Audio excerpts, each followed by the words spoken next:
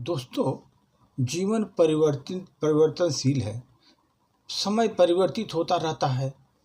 इस सर एक के बाद एक जो जीवन परिवर्तित हो रहा है सर, वो समय के साथ चलता रहता है। उस पर एक छोटी सी प्रस्तुति।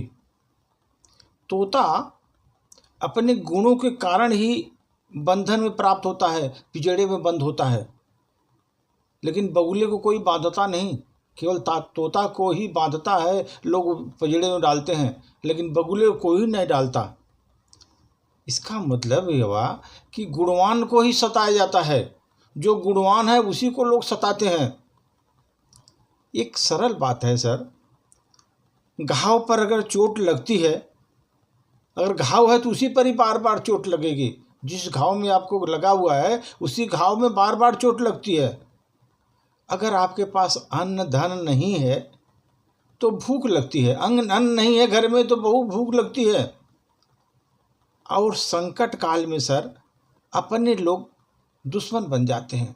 संकट काल में अपने लोग दुश्मन हो जाते हैं। विधाता विपरीत हो जाने पर क्या क्या नहीं सहन करना पड़ता सर। अगर विधाता विपरीत हो गया तो क्या क्या नहीं सहन करना पड़ता। रामचंद्र जी को वनवास भोगना पड़ा, पांडवों को कष्ट भोगना पड़ा, यदुवंश का नाश हो गया। और कितना हम बताएं आपको। लवकुश को पालना नहीं मिला, जमीन पर लेटाए गए बेचारे, पालना नहीं मिला। सीता जी को धरती में समाना पड़ा और हरिश्चंद्र को जाकर के चांडाल बनना पड़ा।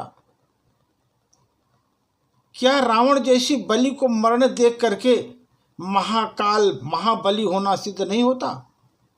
महाकाल महाबली होना सिद्ध नहीं होता। जो महाकाल है वही महाबली है, सिद्ध नहीं होता।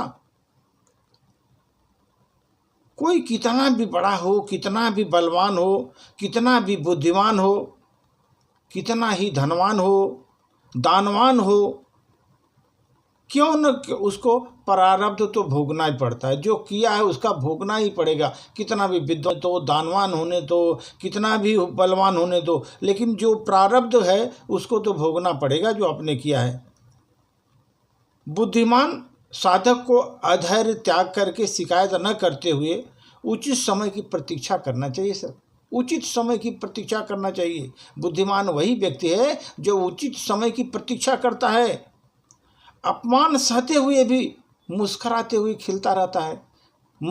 अपराध सहते हुए भी, अपमान अपना सहते हुए भी वो खिलखिला कर हंसता रहता है, क्योंकि उसको मालूम है उचित समय की प्रतीक्षा वो कर रहा है। परमात्मा प्राप्ति को ये साधन करते रहना चाहिए मनुष्य को, तभी आपको परमात्मा की आपको दर्शन होंगे सर। क्योंकि आप अपने वो प्रतीक्षा मत करिए, समय का प्रतीक्षा करते हुए अपमान जितना भी है कुछ सहते हुए आगे बढ़ते रहिए और मुस्कुराते रहिए। अपमान सहकर भी मुस्कुराते रहिए। आप महाभारत में देखे होंगे सर, युधिष्ठिर त्रिदंती सन्यासी बनना पड़ा, भीम को रसोइया बनना पड़ा, उसको नकुल सहदेव को दास बनना पड़ा, अर्जुन को बाण चलाने में प्रवीण जातो अपनी हाथी को सूंड की भुजाओं को कंगन पहना योग बना कर रखा था, लेकिन वो बंदा किन्नर बना, किन्नर का स्वरूप स्वीकार करना पड़ा। ये समय का परिवर्तन है सर। और इतनी रूपवती द्रौपदी थी, उसको राजा विराट की रानियों का जो है ना, उसको सहचरी बनना पड़ा, उसको तिरस्कार पूर्वक जीवन व्यतीत करना पड़ा। और उसको जितने भी परिचायिकाएँ हैं उसकी तरह चंदन घिसना पड़ा, उसको निश्चित ही बनना पड़ा। महारानी रही होगी, लेकिन उसको वहाँ पर जाकर के तिरस्कार पूर्वक जीवन व्यतीत किया सर। मेरे दोस्तों, आज जो होना है वो होकर रहता है। सुख आए चाहे दुख आए जिंदगी में, साधना कैसी भी चलती रहे, अपनी साधना चलती रहनी चाहिए। मंजिल जरूर मिलेगी, मंजिल एक दिन जरूर मिलेगी। बस तुम घबराना मत दोस्तों, घबराना मत और घबरा कर पलट मत जाना। चलते रहना जीवन में चलते रहना हंसते हुए। सर केवल उपदेश सुनने से कुछ नहीं होने वाला, उपदेश देने वाले बहुत हैं, उपदेश देते रहते हैं, उपदेश देने से कुछ नहीं होता, उसको अपने जीवन में उतारना पड़ता है।